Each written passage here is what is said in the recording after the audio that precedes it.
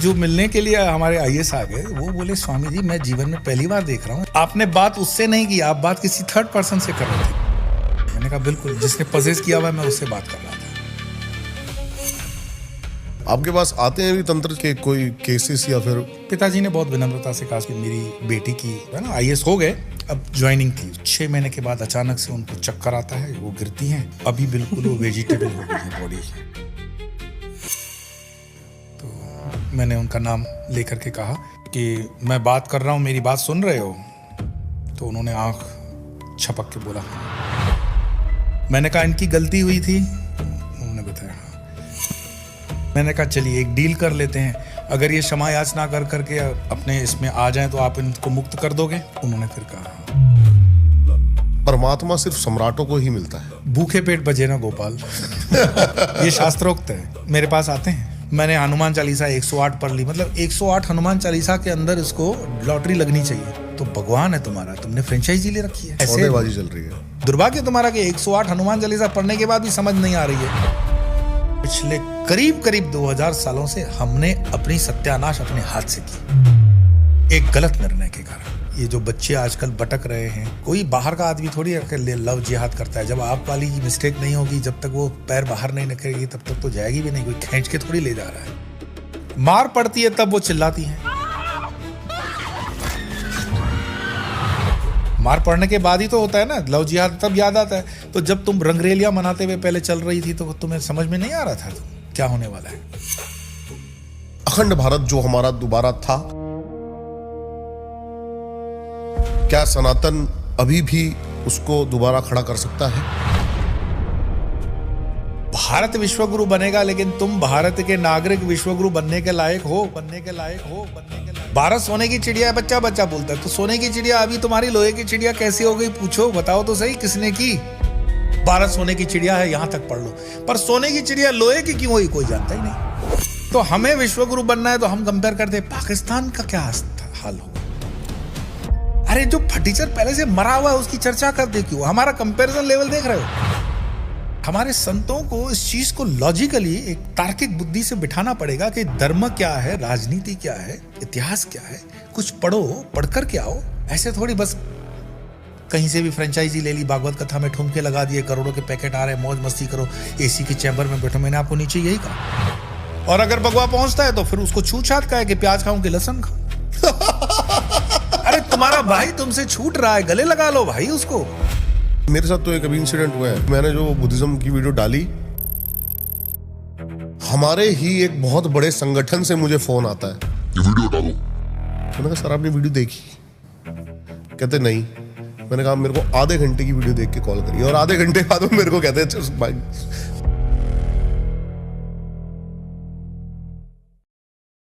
स्वामी जी क्या है ना, आजकल मैं तो देख रहा हूं तंत्र लोग जानने की जगह ना, तंत्र में लोग भटक गए हैं। तंत्र क्या है, मैं चाहता हूं आप बेसिक से जो हमारी ऑडियंस है ना उनको समझा दें तंत्र क्या है। बिल्कुल, जिसको हम कहते हैं ना स्कूल लेवल पे समझने के लिए। तंत्र शब्द का अंग्रेजी ट्रांसलेशन करोगे तो तंत्र का शब्द आएगा टेक्निक पूरा। और इसको सरलता से समझाऊं, जगत में जो भी कुछ है वो सब तंत्र से है, इंक्लूडिंग देश में लोकतंत्र है, प्रजातंत्र है ना, ये सारे तंत्र हैं। और जैसे मानो कि फाइनेंस में है तो वो भी तंत्र, आर्थिक तंत्र है। और उसको और इजी समझने के लिए समझ लो, तंत्र मीन्स टेक्निक, उसको चलाने की। तो क्रिकेट भारत का प्रिय खेल है, उसमें सचिन तेंदुलकर के गुरु आचरेकर जी थे। उन्होंने उसको बैटिंग की टेक्निक समझाई कि शॉट कैसे खेलते हैं, और उस टेक्निक को गुरु के कहने पर उन्होंने अपने जीवन में उतारा। वन ऑफ द बेस्ट दुनिया के बैट्समैन बने। अब तंत्र शब्द को जो सोशल मीडिया पे जिस लाइट में दिखाया जाता है वो सिर्फ एक ही तरीके से दिखाया जाता है, वो हमेशा ब्लैक शेड में। लेकिन तंत्र विराट है। यहाँ तक कि आप और हम पैदा हुए हैं वो भी तो काम तंत्र के अंतर्गत ही आएगा। बिल्कुल बिल्कुल सही कह रहे हैं आप। तो दुनिया में ऐसी कोई चीज नहीं है जो तंत्र में नहीं है, तंत्र से नहीं है। हर एक चीज के लिए टेक्निक लेनी पड़ेगी। साइकिल भी सीखोगे तो उसकी भी टेक्निक है, वो भी तंत्र है। हाँ, आध्यात्मिक तंत्र का जो है उसमें फिर जो भी उसकी फील्ड्स खुलती हैं उसको उसके साथ हम जोड़ सकते हैं। बट तंत्र बहुत एक विराट है, और उसको टेक्निक से ही हम समझेंगे तो समझ में आ जाएगी चीज। जब अभी हम नीचे बैठे थे, आपने कहा कर्म ही प्रधान है। अब मैं पूरी गीता पढ़ता हूँ, उसमें तंत्र का जिक्र ही नहीं है कहीं। इसमें कृष्ण बता रहे हैं अर्जुन को कि भाई तू कर्म कर बस। लेकिन गीता अपने आप में पूरा का पूरा तंत्र का ही तो ग्रंथ है। जो इंसान बैठ गया रथ के अंदर कि हे कृष्ण, हे यादव, मेरे हाथ दूज रहे हैं, मैं कभी अभी हथियार नहीं उठा सकता हूँ, उस इंसान को खड़ा करना और पूरी महाभारत की युद्ध निर्णयात्मक मोड़ पे लाके निर्णायक मतलब जीतवा देना, तो तंत्र तो लगाया ही होगा कृष्ण ने। तो मन का तंत्र है उसमें, माइंड। क्योंकि जो इंसान हार चुका है, आपकी फिजिकल हार हो जाए कोई बड़ी बात नहीं है, धन की हार हो जाए कोई बात नहीं, लेकिन मन की जिस दिन हार हो जाएगी ना, आप सब हारा जाओगे। किसी को हराना है तो उसको मन से हरा दो, कभी वो खड़ा नहीं हो पाएगा। तंत्र इसमें भी बड़ा काम करता है आजकल। और मन को ही तंत्र सपोर्ट करता है, मन को ही तंत्र सपोर्ट करता है, प्योर माइंड गेम। आप बताइए कुछ टेक्निक्स जिससे अपने मन को होश में ला सकते हैं ताकि मन हारे ना, क्योंकि आजकल जो यूथ है हमारा वो हारा पड़ा है मन से। मैं उसमें हमेशा कहता हूं कि गाट गाट के पानी पीना बंद कर दो। जैसे साधना के मार्ग में, हम तो अध्यात्म में हैं, तो उसमें कहते हैं एक साधे सब सदे, सब साधे सब जाए। सोशल मीडिया एक इतना ऐसा प्लेटफॉर्म है जिसमें आपको भिन्न भिन्न प्रकार के लोग मिलते हैं, जिसको कुछ भी नहीं पता रील बना करके चला रहा है, कॉन्टेक्ट सो एंड सो, उसमें कई धांधलियाँ भी हो रही है। कोई हनुमान जी पे डाल रहा है, कोई भैरव जी पे डाल रहा है, कोई दश महाविद्या काली। सबसे पहले आपको स्वयं को सोचना है, मुझे क्या चाहिए, मैं किस कैपेसिटी से हूँ, मेरा टेस्ट क्या है। और उसको सरल करते हुए मैं हमेशा रिपीट करता हूँ उस एग्जाम्पल को, कि आप मानो कि किसी मित्र के शादी विवाह पे गए हो, आपको इनविटेशन दिया गया है। आजकल तो ट्रेंड है, 10 किस्म की दाल है, 10 किस्म की सब्जी, 10 किस्म की पुलाव, 10 किस्म की मिठाई, 10 किस्म के रायते, 10 किस्म के फल फ्रूट। आपको जितना डाइजेस्ट होता है उतना ही खाओगे ना, कि सब में से उठा उठा के खाने वाले हो। सही बात है। और कैटरर का तो नियम होता है 350 ग्राम से ज्यादा खा भी नहीं पाओगे। ठीक, तो आप उतना खाओ कि कल डॉक्टर के पास में। ऑप्शंस हैं आपके पास, वेज है, नॉन वेज है, परोठे हैं, सब कुछ है, लेकिन आप वो खाओ जो आपको रुचिकर हो, जो आपके लिए डाइजेस्टेबल हो। तो मार्ग बहुत हैं। रामकृष्ण परमहंस जैसे कहते हैं, जतो मत ततो पथ। जो जैसा मार्ग लेता है उस पथ के माध्यम से वो वहां पहुंच जाता है, अपने इष्ट की तरफ पहुंच जाता है। हम जो पूछते हैं ना आपका इष्ट, तो कोई कृष्ण के मार्ग से चलेगा तो कृष्ण के पास पहुंचेगा, कोई देवी का मार्ग लेगा देवी से पहुंचेगा, कोई विष्णु के मार्ग से चलेगा विष्णु। पर मार्ग बार बार बदलना मूर्खता है। अभी कार लेके निकले हो बंबई से दिल्ली, और बीच बीच में यू टर्न करके फिर से यार यहाँ वड़ा पाव खा लेते हैं, यहाँ चाय पी लेते हैं, या उसल पाव खाते हैं, पाव भाजी खाते हैं। क्या बात है, भटक जाओ। बहुत बढ़िया। आप इस बात से मेरे को याद आ गया, कल ही मैं बुल्ले शाह जी को पढ़ रहा था, उन्होंने कहा कि एक कुत्ता दर दर फिरे तो दर दर तुर तुर होवे, जा एक दर्जा होके पै जा तो कानून तुर तुर होवे। यही गुरु भक्ति है, गुरुमुखी होना यही है। तंत्र में भी बहुत सारे रास्ते हैं, तामसिक, सात्विक, राजसिक। ये समझाइए आप, ये क्या है ये चीजें, और कैसे लोग चुने, या क्या उनके लिए बेस्ट है? बाहर तो बाद की चुनाव है, पहले भीतर का अपना चुनाव है। मैंने कहा ना, मेरी प्रकृति क्या है, मेरी सात्विक प्रकृति है, राजसिक प्रकृति है, तामसिक प्रकृति है। अब उसमें भी आपका खान पान, उसमें देख लो, आपका खान पान राजसिक है, सात्विक है, तामसिक है। तो जो पैरामीटर्स हैं उसमें शर्म करने की बात नहीं है। हमें दुनिया को इंप्रेस करना छोड़ देना चाहिए। हम कम से कम अपने से ईमानदार हो जाए। अध्यात्म में सबसे बड़ी बात, एक कहावत है कि डॉक्टर के पास और वकील के पास शरीर पे कपड़े नहीं रखने चाहिए, तो ही वो आपके लिए काम। क्या बात है, बिल्कुल सही कह रहे हैं। ये दुनिया के पैरामीटर से मैंने बताया। लेकिन तीसरा पैरामीटर अध्यात्म का, गुरु के सामने भी अगर कुछ छिपा लोगे तो गुरु काम नहीं कर पाएगा। गुरु कहता है कि तुम जो हो, जैसे भी हो, अपने आप को मेरे हवाले कर दो, मैं तय कर लूंगा कि तुम्हें कौन सी शेप देनी है, मैं कहाँ तुम्हें ले जाऊंगा। यथा योग्यम तथा कुरु, तुम्हारी योग्यता के अनुसार मैं ले जाऊंगा तुम्हें, पर तुम समर्पण के साथ आओ तो सही। लेकिन हम गुरु से ज्यादा गुरु घंटाल बनते हैं, है ना। एक पाँव इसके पास दिया, दूसरा मेरे पास भी ऐसे आते हैं। स्वामी जी वो 10 महाविद्या में आजकल एक वो चल रहे हैं, मैं उनके पास भी गया था, ये उससे लिया, भैरव जी का उससे लिया। तो मैं कहता हूँ भाई, हम चलती फिरती तुम्हारी रेस्टोरेंट नहीं है, ये जगह तुम्हारे लिए नहीं है। हम कहते हैं एक साधे सब सदे, सब साधे सब जाए। हम तुम्हारी तरह मुंह सब जगह मारने का अलाउ नहीं करते। तो जिस दिन तुम्हारी निष्ठा मेरी प्रति हो जाए, परंपरा के प्रति हो जाए, तब आ जाना। हमें तुम्हारी कोई ज़रूरत नहीं। गुरुजी लेकिन है ना, उनकी भी गलती नहीं है। आप देखेंगे ना, एक बार आप डालेंगे सोशल मीडिया पे कोई चीज़ टाइप करेंगे तो आपको 10 भटकाव दिखेंगे। जैसे कि लोग अब क्या करें, राधे राधे नाम जपें या कामाख्या में बलि चढ़ाएं, करें क्या अपनी समस्या का समाधान कराने के लिए? मेरे ख्याल से हम जिस पे बात कर रहे हैं बारंबार वही है, पहले स्वयं को तो जान लो। मेरी चॉइस क्या है, मेरा इष्ट क्या है, मेरा कुल देवता क्या है, मेरे फैमिली पैरामीटर्स के अंदर मेरी परवरिश में क्या है, मेरे लिए डाइजेस्टेबल है क्या? ये गुरु बता सकता है?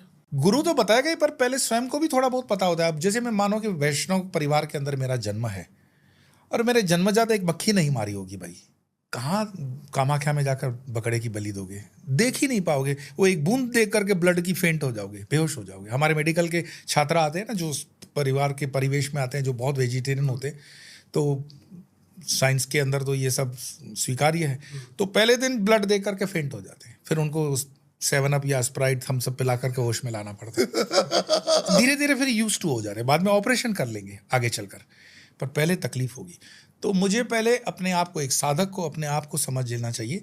सो to be with yourself, पहले अपने आप को समझ लो। बहुत जल्दबाजी क्यों करते हो? कोई ऐसा होने वाला नहीं है कि 1 महीने में ब्रह्मज्ञानी होता है। कोई 1 महीने में ब्रह्मज्ञानी नहीं होता है भाई। हमने 50-50 साल जीवन के दिए, रगड़े दिए, और मुझे लगता है कि और परमात्मा कहे कि और 2-5 जन्म और भी तुम्हारे लगा देंगे तो मेरी शिकायत नहीं होनी चाहिए। वो बेहतर जानता है। तो एक पेशेंस होना चाहिए, पेशेंस, सरेंडरिंग होना चाहिए, अनकंडीशनल सरेंडरिंग। आपके पास आते हैं भी तंत्र के कोई केसेस या फिर? अच्छा, ये वीडियोस वगैरह पे पॉडकास्ट वगैरह करते हैं तो प्राइवेटली तो, क्योंकि मैं मिलने को अवॉइड करने के लिए एक हमारे लिए मतलब खड़े होते हैं ना, पर्दे खड़े कर देते हैं कि it is not easy to meet. पर सरकारी तंत्र के लोग तो हमारे ऊपर दबाव से भी मिल जाते हैं। तो उनको लगता है कि एक मानसिकता भी होती है सरकारी अफसरों की, मुफ्त में काम करवाना। मैं बहुत ईमानदारी से बोलूँ, हाँ, मतलब सरकार के IAS IPS को लगता है कि जहाँ हर जगह हमारी कॉल से काम हो जाती है, तो परमात्मा से भी कॉल से काम हो जाएगी। और ये भ्रम हो जाता है उन्हें। मैं खुले से बोल देता हूँ, ये तुम्हारी वो लाल बत्ती वाली बात नहीं है कि तुम्हारी चलेगी। तो मेरे पास एक केस आया था, 1-2 केस आए थे, टीम उसको जवाब नहीं दे रही थी, तो फिर उन्होंने बहुत सोर्स बढ़िया लगाया, बहुत हाईएस्ट सोर्स लगा करके बोले आप 10 मिनट इनसे मिल लो। तो मैंने कहा ठीक है, आ जाए। अब एक रुतबे की गाड़ी और आदमी न मिलो तो जीना तो उसी पृथ्वी पर है। बड़े फिर विनम्रता से रहे, मिले यज्ञकुंड के पास।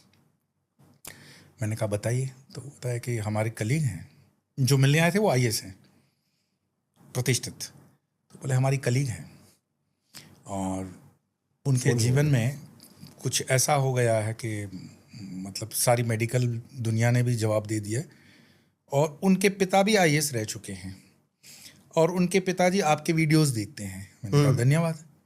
और उनके पिताजी का मानना है कि आप इसका समाधान दे सकते हो। मैंने कहा मैं परमात्मा नहीं हूँ, सुनने से पहले ही बता दूं, मैं समाधान देता हूं ऐसा में नहीं है, पर फिर भी उनकी श्रद्धा है, उसके लिए नमन करता हूं। तो प्रॉब्लम बताइए। बोले नहीं, उन्होंने मुझे कहा पहुंच करके मुझे वीडियो कॉल करना, तो आप 10 मिनट में समय लेके आया हूं, आप वीडियो कॉल पे उनसे बात करिए। अब मरता क्या ना करता, आपके पास ऑप्शन नहीं है। मैंने कहा लगाइए, बात कर लेंगे। तो मैंने बात की। पिताजी ने बहुत विनम्रता से कहा स्वामी जी मैं आपके वीडियोज़ वगैरह देखता हूँ। अब मूल बात पे आते हैं कि मेरी बेटी की हिमाचल के अंदर मतलब IAS की जो ट्रेनिंग वाला पोर्शन होता है ना, IAS हो गए, अब ज्वाइनिंग थी। तो वो हिमाचल में उन्होंने ज्वाइनिंग दी और बहुत सब कुछ बढ़िया चल रहा था। सीनियर्स भी बहुत खुश थे, काम भी बहुत बढ़िया चल रहा था। लेकिन 6 महीने के बाद अचानक से उनको चक्कर आता है, वो गिरती हैं और अभी बिल्कुल वो वेजिटेबल हो गई हैं बॉडी। दिल्ली का कैसा है? तो मैंने बोला आपने मेडिकल हेल्प? बोले हमारे लेवल की सारी हाईएस्ट एम्स में गए और एम्स वालों ने भी बताया कि एज सच इनको कोई बीमारी नहीं है, कोई नस वगैरह दब गई होगी तो वो डायग्नोसिस नहीं हो रही है, पर बीमारी नहीं है इनको। और मैं जो देख रहा हूँ व्हील चेयर पर, वो बिल्कुल ऐसे वेजिटेबल बॉडी है और बिल्कुल मतलब अनमैरिड लड़की। तो देखा मैंने कहा ये बात करती हैं? बोले बिल्कुल बात नहीं करती है।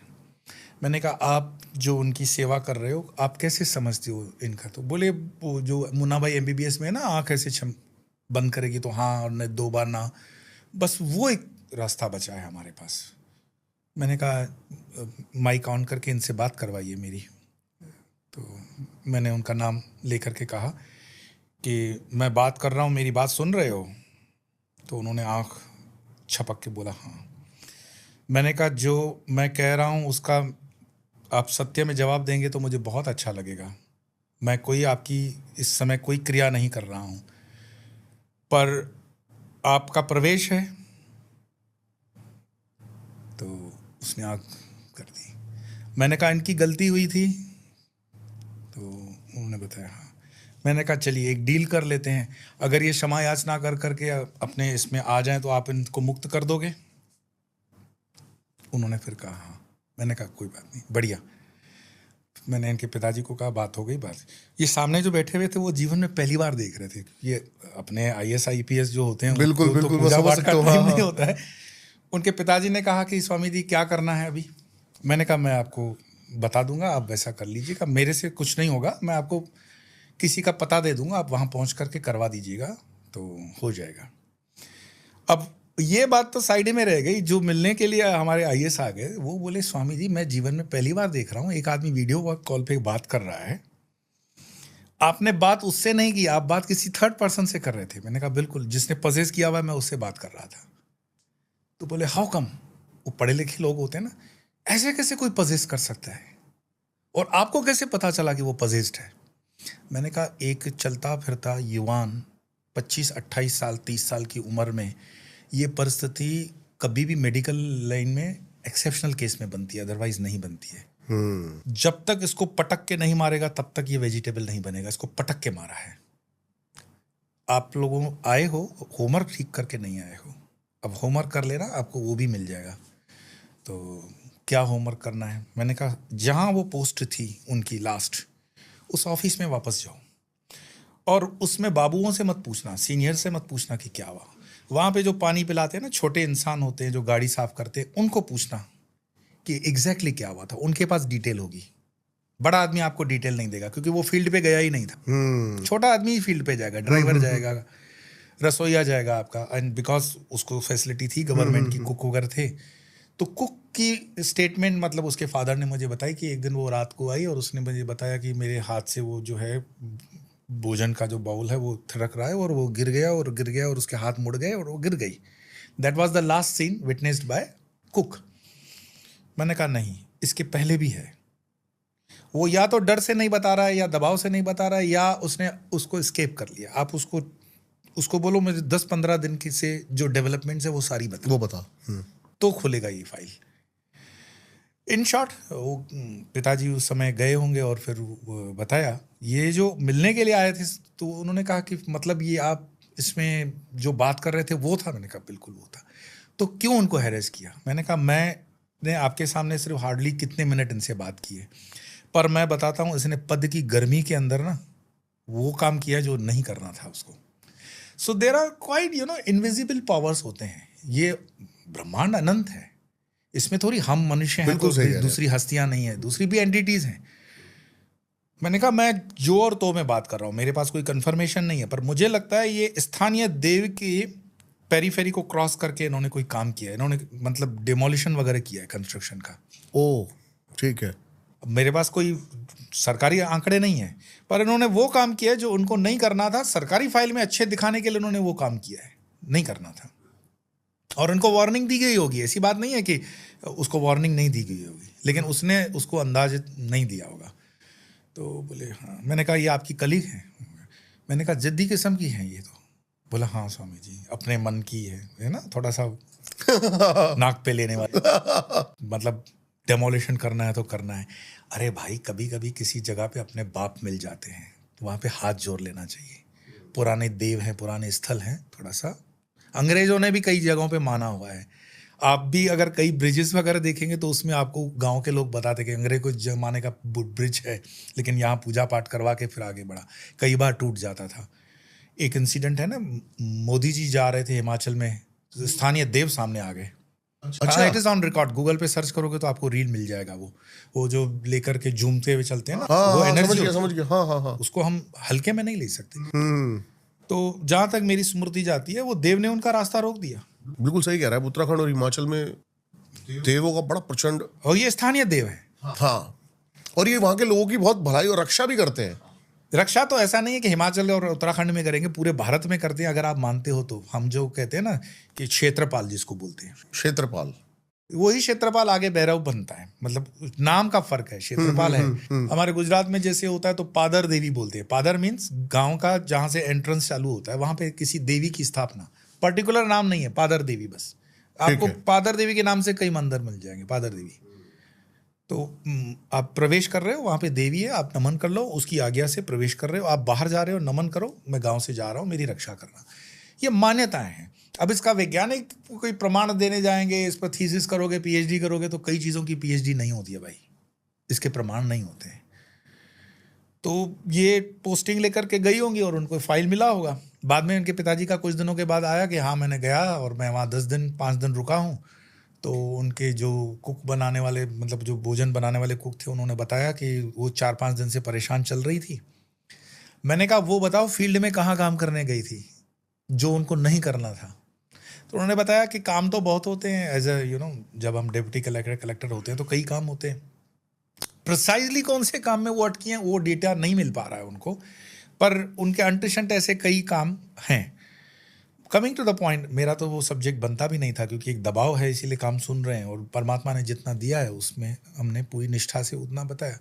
फिर मैंने उनको सजेस्ट किया कि इसके जो रहेंगे ना डॉक्टर, वो आपसे पैसे वैसे लेंगे भाई, और मुफ्त वाली मानसिकता छोड़ दो। नहीं होता है। मैं आपको सच बताऊं, कई चीज़ें ऐसी हो जाती हैं जिसको आपको ठीक करने के लिए, जैसे आप नहीं करते वैसे? नहीं, ये हमारा काम नहीं है, हमारी दुकान भी नहीं है, हमारी फ्रेंचाइजी भी नहीं है, हमें क्यों करना? लेकिन मैंने आपको पहले पॉडकास्ट में बोला था कि मैं 2 ही बंदों के साथ पॉडकास्ट करना चाहता था जब मैं इस फील्ड में आया, राज श्रीनंदी जी और आप जी। तो मैंने पहले तो आपकी बहुत वीडियोस देखी हैं जिसमें आप भैरव की उपासना की बात करते हो। भैरव उपासना करना, भैरव उपासना करवाना, भैरव की मंत्र दीक्षा देना, यस, पर तंत्र का मारक या तंत्र का उतारा चढ़ावा ये हमारा काम नहीं है, क्योंकि ये वो दलदल है जिसमें आप एक बार घुस जाते हो ना तो बाहर नहीं निकल जाते हो। आपके अननेसेसरी बहुत दुश्मन हो जाते हैं, स्मॉल एंटिटीज। मतलब हमें आध्यात्मिक उन्नति करनी है, हमारे जीवन का लक्ष्य क्या है? गेरुआ पहन के भी अगर मैं उस मार्ग पे न चल करके इंफीरियर मार्ग पे चलूं, गीता के अंदर है ना कि इसमें देवों के भी मार्ग हैं, देवताओं के भी मार्ग हैं। आज आपने मेरे को बड़ा शॉक कर दिया। मेरे को लगता था कि शायद आप ये चीज सॉल्व कर देते हो, लेकिन आपने एक स्तर और ऊपर। मेडिकल की पढ़ाई करना जरूरी नहीं है कि आप डिस्पेंसरी खोल करके अस्पताल खोलोगे। कंसल्टेशन भी तो बहुत बड़ी चीज़ है ना। हम कंसल्टेशन में मैं रहता हूँ, अपने से मैं कुछ भी नहीं करूँगा, बाहर करवाने की व्यवस्था कर दूंगा। 20 लाख रुपए का लोग खर्चा करके कामाख्या वगैरह में करवाते हैं, नो डाउट, पर वो चीज़ हम नहीं करते। हम क्यों नहीं करते? मैं इंडिविजुअली इसलिए नहीं, क्योंकि उसमें आपको अपने साधना का भी बल देना पड़ता है। मेरा लक्ष्य नहीं है वो। लक्ष्य क्या है? मेरा लक्ष्य ये है कि जो मेरा स्वरूप है, मेरे परमात्मा के साथ एकाकार हो जाना। मांडुक्य उपनिषद, जहां से मेरा सृजन है उसी में मेरा विसर्जन हो, बस। बूंद को सागर में मिलना है। हाँ, बस अपने स्वरूप को पा लेना। सारी जिद्दोजहद है ना हर मनुष्य की, वो वही है, अपने स्वरूप को पाना। ये जो भी भटकाव भी है वो यही है कि हम अपने स्वरूप को दूसरे के स्वरूप से अलग देखते हैं। जिस दिन वो दृष्टि आ गई कि सब एक ही रूप है, एकम सत्यम बहुधा वदंती, सत्य एक ही है, उसको इंटरप्रेट अलग अलग करते हो। इंक्लूडिंग शिव की हम उपासना करते हैं तो वो सुर और असुर दोनों के बाप हैं। मैंने आपको बताया ना, मैं बहुत आजकल पढ़ रहा हूँ, तो अभी मैंने बताया, मैंने बुल्ले शाह, मैंने कबीर पढ़े तो वो कह रहे हैं कबीरा कुआं एक है, पानी भरे अनेक, बस भांडे भांडे का फर्क है, पानी सब में एक। सब में एक है। तो वो जो सूर्य है वो सबके लिए एक है।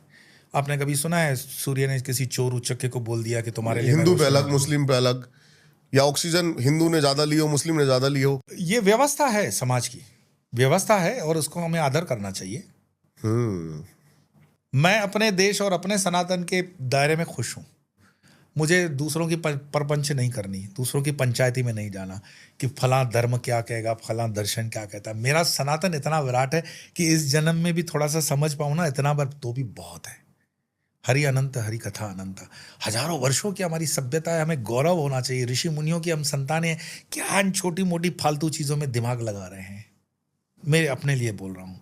बाकी तो जिसकी जो चॉइस है। मैंने एक लास्ट पॉडकास्ट में बात करी थी, पता नहीं आप इस पे बात करना चाहेंगे नहीं, लेकिन हमारे जो रमेश सुरेश है ना, ये बड़े चद्दर आजकल चढ़ाते हैं, अपने तंत्र उतरवाने के लिए मौलवियों के पास जाते हैं, क्या सही है? जिसको अपने इष्ट के प्रति श्रद्धा नहीं है, मतलब आपको अपनी माँ के प्रति अगर श्रद्धा नहीं है तो पड़ोस की स्त्री में आप माँ ढूंढते हो। घर में माँ बैठी हुई है और पड़ोस के किसी स्त्री को माँ बोलो तो आपकी माँ के हृदय पे क्या गुजरेगी? लोग कहते हैं ना हमारे घर में दरिद्रता क्यों है, गरीबी क्यों है, भुखमरी क्यों है, नौकरी क्यों नहीं होती, शादियां क्यों नहीं होती। तुम्हारी कुल देवी को तुमने नाराज कर रखा हुआ है भाई। मुझे बताओ ना, हिंदुस्तान में सनातनी धर्मी जितने भी हैं उनके परिवारों में कुल देवी की कितनी पूजा हो रही है आज?